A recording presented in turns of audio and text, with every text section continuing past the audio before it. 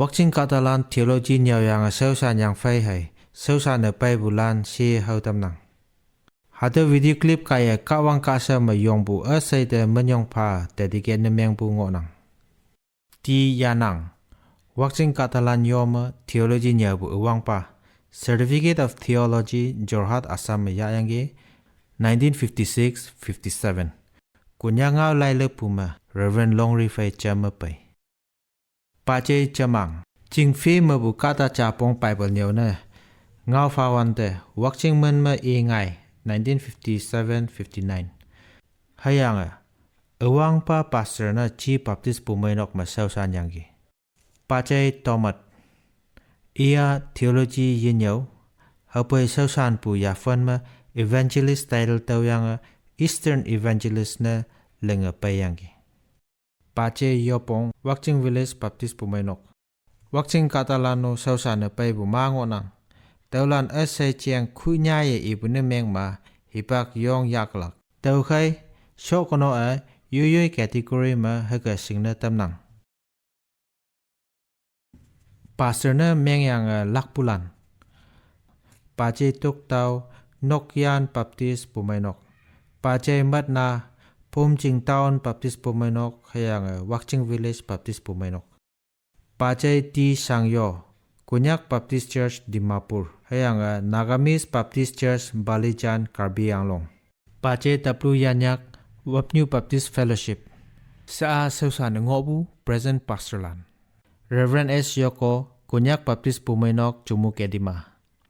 Pache M. Hamnyay Totok Jingha Baptist Church. Pache H. Jingen Wapnew Baptist Fellowship. Jingang Yana Soul Harvest Church Dimapur. Sa siko wunyu lan men sao san yang pay hay sao san ngo bulan ha ngonang.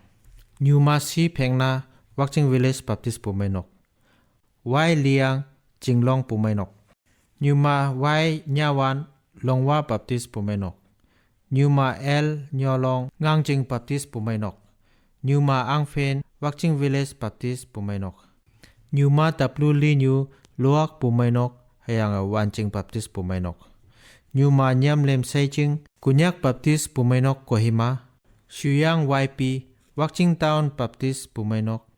Nyanao Monglong Tanhai Baptist Church. New Ma Ti Pengna Mon Village pumainok. Angyong NN Jenmoho Baptist pumainok. Nyanao S Pongchai Jingtang Baptist pumainok. Nyanao Y Pongya Jawha Jingnu Baptist pumainok. Nyanao N Pilong Watching Town Baptist Church. Nyanao SM Pengna Longting Baptist Church. Nyanao M Wanshang Watching Village Baptist Church. Y Angpen Longvi Baptist pumainok. Wanchen Uting Baptist pumainok. Nyuma Lian Siong Baptist Church. E Limay Apau Changle Baptist pumainok. Nyuma Wai Menyan. Watching Kata Siong Bu Theology nhiều yang pailan. Yoyoy capacity ma sao sa na pay bulan ngonang. Iman asay sao kata taban pa mga pa niya ngonang. Iman ben hika e haunang. Pache ke kempa. Pache e Wangjing. Pache ke Jingye. Pache Manshong. Taplu Tangpa. Nyuma Ti Shinglong. Jainao Jingmay HP. Nyanao Menchay WT. Mr. Y Jingen. CM Sangkok. Jainao Ti Yongna. Shinglong CS. M Hamchong. Jainao Pongmak. Monglong M. Miss Suyan. Liang YP. Pengna. Suijing MS. Nyayang PS. Manpong. Jainao CS Jingnoy. Toang YP.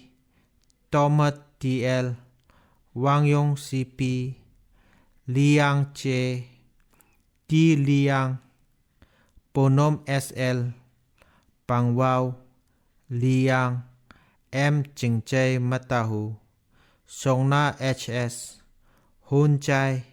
Shanglo. Pache Yongwang Si Konyak. Nyumati Tamau. ada ma Bible lecturer na ada ma youth director na Sunday school teacher na ene ye capacity ma haga lenga pai bulan ngonang temjing ma theology nya bulan sa de ngwe ye tilum ja phai matu haga ngonang aneo sa theological college ma ngo bulan no ma ngonang imano e kama yong ngoklak numane lengbu toy mai te do pai o si na da video clip achanga bu ha bu cha hai le ngonang